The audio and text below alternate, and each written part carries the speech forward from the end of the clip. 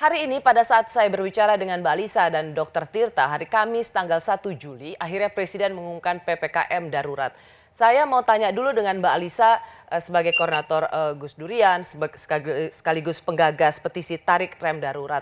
Apakah Mbak Lisa merasa ini momen yang pas, terlambat, apa Mbak Lisa? Tidak ada kata terlambat ya. Jadi saya sebetulnya sudah cukup sudah agak ada kelegaan sedikit dengan keputusan dari presiden, walaupun tentu saja kita berharap ini keputusannya sudah lebih awal, tetapi ya sudahlah gitu. Sekarang ini harus memastikan bahwa keputusan itu memang bisa dijalankan dengan 100% atau mendekati 100%. Itu PR-nya Mbak Rosi, karena keputusan itu satu hal, pelaksanaan itu hal yang berbeda. Mhm. Menyambut baik meskipun ya tidak ada kata yang terlambat. Mbak Lisa berusaha untuk menyatakan ini dengan sangat elegan. Meskipun banyak orang, wah kita sudah mendengar ini dari hari Selasa yang lalu. Tapi toh Ya, baru diumumkan hari ini. Ke Dokter Tirta dulu, dokter hari ini diumumkan PPKM darurat, apa tanggapan Anda? Kalau dari kita sendiri kan PPKM ini kan sebenarnya kita udah usulkan dari tahun-tahun lalu, tapi tidak ada kata yang terlambat sesuai dengan kata Kak Alisa bahwa namanya menghalangi pandemi, mengatasi pandemi itu adalah solusi dari beberapa dekade yang lalu, 100 tahun yang lalu, flu Spanyol adalah membatasi mobilitas.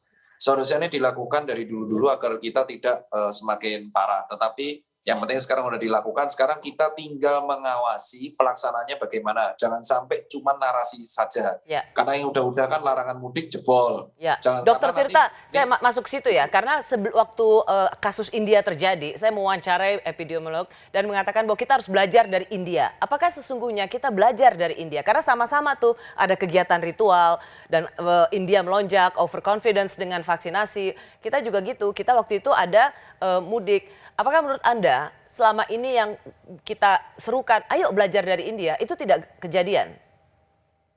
sebenarnya kita udah prediksi ya, kita nggak mau mengandai-andai ya. Belajar dari India memang akhirnya terjadi di Indonesia juga.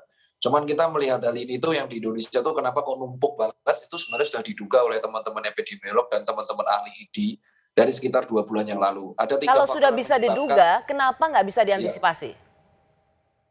pada waktu itu sudah mencoba diantisipasi kan, Kak. Pada waktu itu kita sudah mencoba edukasi, larangan mudik oke, digas, tapi beneran larangan mudik ya. Tapi yang terjadi kan akhirnya pada waktu H+1 Lebaran yang terjadi adalah tetap jebol dan akhirnya nggak ada larangan mudik lagi, tapi swab di rest area. Sebenarnya titik warningnya tuh bukan dari Jakarta, titik warningnya itu adalah dari Kudus.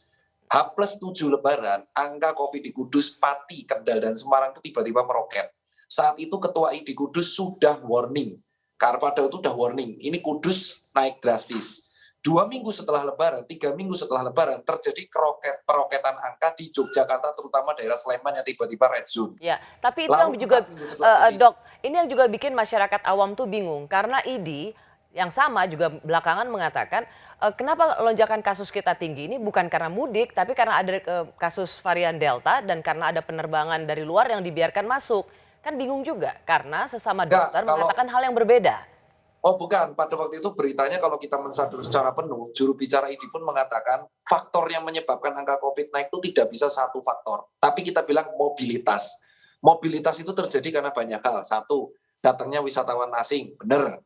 Perpindahan orang, transportasi, umum, entah salah satunya mudik, benar. Varian Delta yang 1,5 kali lipat lebih menular, benar. Ketidaksiapan kita dalam menyetok cadangan oksigen, benar. Fasilitas kesehatan kita yang Jakarta dan Semarang yang belum imbang, benar. Jadi multifaktor ini menyebabkan kita akhirnya di bulan Juli ini runtuh dan 2 kali lipat kasusnya daripada yang bulan Januari. Tapi apapun yang terjadi, sekarang kita tinggal mengawal 17 hari ke depan, gimana apakah 3T bisa ditingkatkan atau tidak, sehingga beban masyarakat dan beban nakes ini semakin berkurang, dan kita tuh nggak perlu PPKM lagi setelah tanggal 20. Yang kita perlukan sekarang kompak aja, rugi bareng nggak apa-apa, tapi yang penting jangan sampai ada kejadian meninggal di isoman. Karena barusan hari ini pasien saya 1 orang meninggal pada waktu di isoman di daerah Jakarta. Ya. Dan harus antri pemakaman 4 hari. Akhirnya kita terpaksa memakamkan sendiri.